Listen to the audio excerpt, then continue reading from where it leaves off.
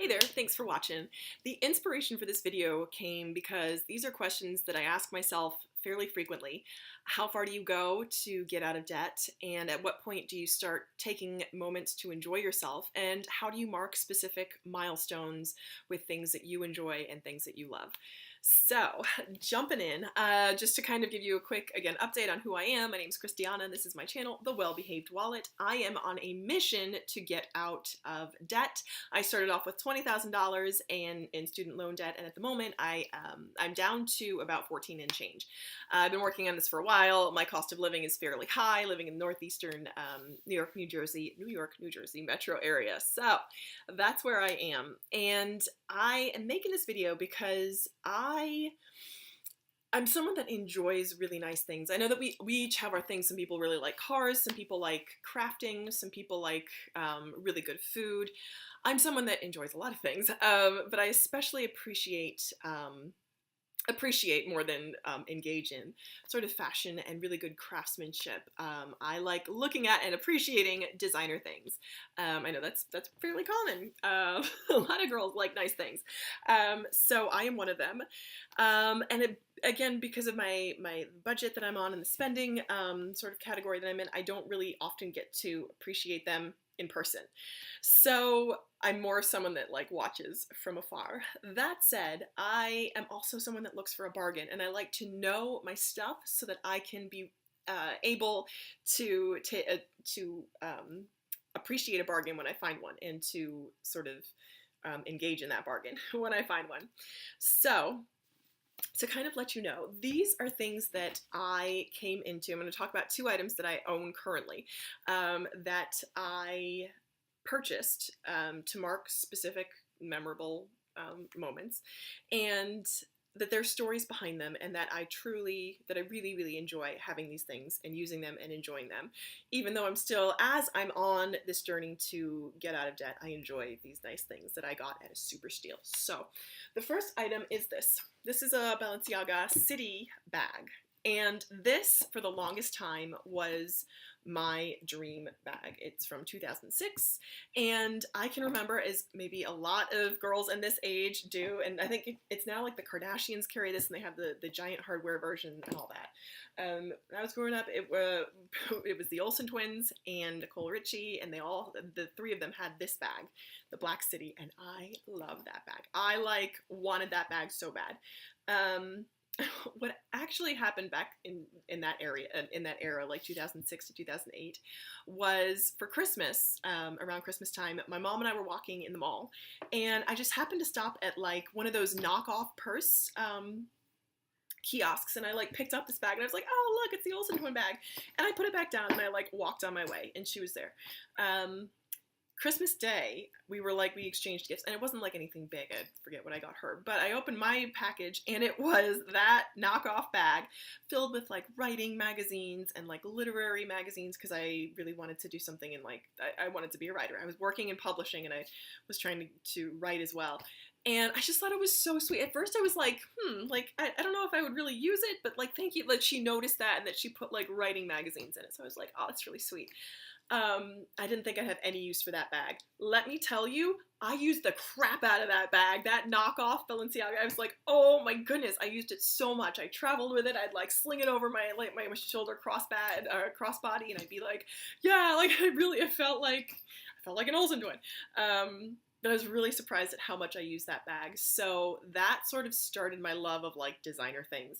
And I thought to myself, if I ever had the opportunity, that would be just like, that was my dream for the longest time. That was my motivation to get out of debt, so I could buy that for as a reward to myself. So that it didn't happen. I actually, for like 2 minutes, owned an authentic Balenciaga back in 2010 when I came back from teaching abroad. I bought one from like a reputable online like retailer. I think it was like $1,200, because at the time they were $1,500.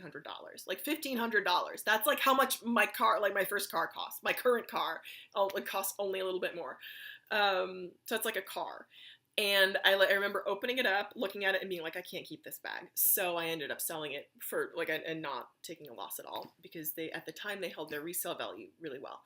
So this was back in 2000. 10. So I had one for like 2 minutes and then I returned it. So still lusting after this bag. So for a milestone birthday, I thought to myself, I would really like to take another look at that bag. So this was right around the time when I was thinking about eBay, kind of like starting a business and maybe selling things online. And I followed the same retailer and I saw a bag and it was super cheap. It was a third of retail price. And now I think they're like $2,000. So I watched it and I was watching it. And then this is around like Memorial Day. I was just looking and I got a notice that it had gone on 20% off sale. So I got this bag for, no joke, like 70% off. It's now, to be fair, it's used and you can tell like they don't keep their shape. It's like really smushy. It smells so good. And it's been re-dyed, which is why it was so cheap. But it was just such a good deal. And it was actually, I had put aside some money for this milestone birthday and I figured, you know what, I'm just going to do it to mark that occasion. And several times I added this strap to it. Several times I thought about selling this to sort of add to savings or to add to my get out of debt fund. And I wouldn't get back because what I had paid for it, because currently they're not really holding their resale value as well. And also I like having this to mark the occasion. I liked the fact that it sort of celebrated that I was in the process of starting my eBay store, and B, that it marked this occasion of, you know, the important birthday. So that is how I have this Balenciaga bag, and I love it. I every time I use it, I enjoy it. So that's that one.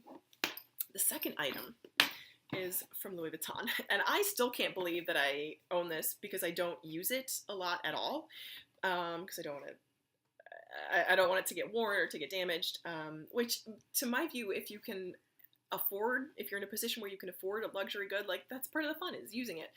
But because I don't want this to get damaged, I don't use it too much. So this is the Louis Vuitton Insolite wallet. And there's a story behind this one as well. So I'll show you what it looks like, then I'll tell you the story. Actually, no, I'll tell you the story first. This was again to mark a milestone in actually turning a profit in my business. And again, this is under a threshold. I'd put aside a certain amount of money and I was selling a lot that I was working really hard on business, and I was selling things that, well, we didn't use them and they were bulky, that were like memorable. And like there were 2 musical instruments that we didn't use, but I was like, oh, they're kind of like important. So I wanted to get something that would also be memorable, that I could have, that would not replace those instruments. But so I sold those for profit, and then I figured I would put some aside, an amount aside to use to buy something, not to replace them, but to kind of have as well. So I knew I was on the hunt for this particular piece. And I love, again, things. I love storing things in things. And I like having a pocket on the side, or like I'm big onto like back pockets, like stash stow pockets. So this happens to have a stow pocket, and Louis Vuitton pieces don't always. So I was looking for a wallet and I was looking for one with a stow pocket, and it's very rare to find one with that in it. This happens to have one, and my mom and I had just popped into the store to look because, again, I just appreciate. I am like, it's like fine art to me. Like I like good craftsmanship. So we popped in and we saw this. And again, so I knew the piece that I was looking for, and I knew that I would try to find it. I thought, let me try to find it on eBay. So I was able to find it on eBay. I got it authenticated. It is authentic. So I ended up paying not the full retail price at all. So this is the Insulin Wallet. I love it. It has a zipper pocket, stow pocket on the front. Oh, I love this. And nothing on the back, but it is one continuous piece of canvas from the front. Turn it up right. From the front to the back, and it opens with 2 snaps like that, and there's an ID window. There's also a secretarial pocket, like a slip pocket, which you can put, I had a check register in there, which you can put items in, like if you have a plane ticket or a plain confirmation, it's a perfect size for that. So it snaps like that. It also has a zip pocket there, and a D-ring right here in case you want to use it for like a clutch, like a going out clutch. So that is the second designer piece that I own. If it came to it, I would sell this to fund if need be. But again, I wouldn't necessarily be able to get a whole bunch from it.